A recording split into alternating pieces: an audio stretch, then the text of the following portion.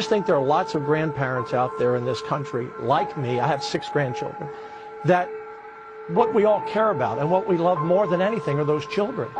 And I want to, live smart and see through this, but I don't want the whole country to be sacrificed. Let's get back to work. Let's get back to living. Let's be smart about it. And those of us who are 70 plus, we'll take care of ourselves, but don't sacrifice the country. Don't do that. Don't ruin this great American dream. You're basically saying that this disease could take your life, but that's not the scariest thing to you. There's something that would be worse than dying. Yeah, and look, I'm going to do everything I can to live, but, if you said, are you willing to take a chance, if I get sick, I'll go and try to get better, but if I don't, I don't.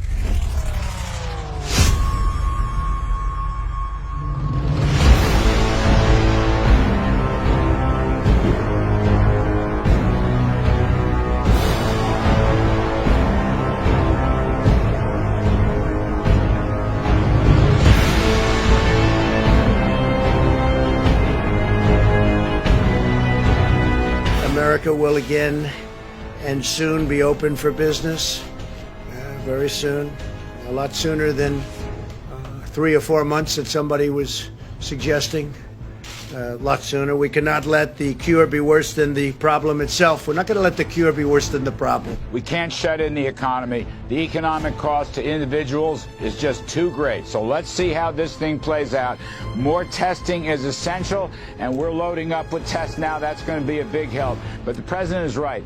The cure can't be worse than the disease, and we're going to have to make some difficult trade-offs. But there's a much better way to flatten the economic curve. Dr. Fauci says he's fine, overreacting. Well, that's easy for him to say. He'll still have a job at the end of this, whatever happens. Our ruling class and their TV mouthpieces whipping up fear over this virus, they can afford an indefinite shutdown. Working Americans can't. They'll be crushed by it. You know that famous phrase, the cure is worse than the disease? That is exactly the territory we are hurtling towards.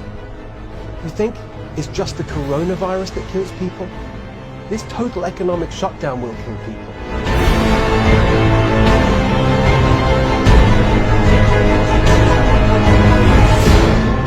Yeah, my mother is not expendable, and your mother is not expendable, and we're not going to accept a premise that human life is disposable, and we're not going to put a dollar figure on human life.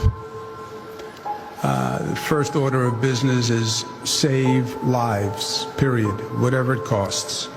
Now, I also don't believe it's an either or. I believe you can have an intelligent, refined public health strategy. You can do both, but not in a clumsy, ham-handed way, right?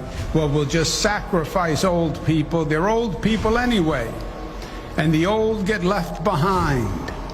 What is this, some modern Darwinian theory of natural selection? You can't keep up, so the band is going to leave you behind. We're going to move on.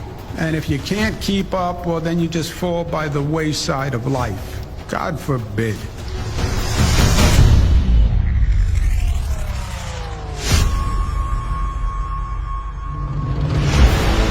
There's no option to just let everyone go back out and go back to normal if a pandemic rages across the country and infects 50% of the population and kills a percentage point at the low end of those infected and also melts down all the hospitals.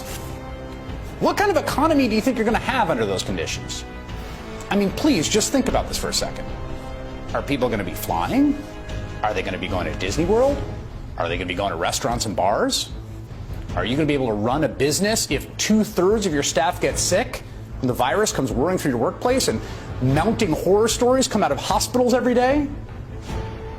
And maybe it goes through the places of where people maintain the grid or the water treatment system.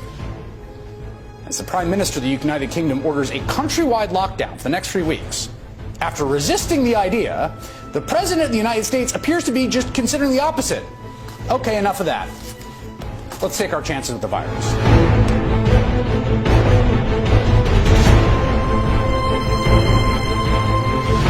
Dr. Birx or Dr. Fauci are telling you we need to continue these measures for the health of the vulnerable populations of the country. Are you going to say, I'm sorry, the economy is too important? Well, you'll see what happens. I understand the question very well. It's a great question, but we can do two things at one time. The number of jobs, almost 160 million. So we can't turn that off and think it's going to be wonderful. There'll be tremendous repercussions. There will be a tremendous death from that. Death. You know, you're talking about death. Probably more death from that than anything that we're talking about with respect to the virus.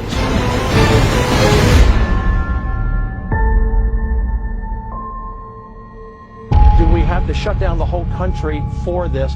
I think we can get back to work.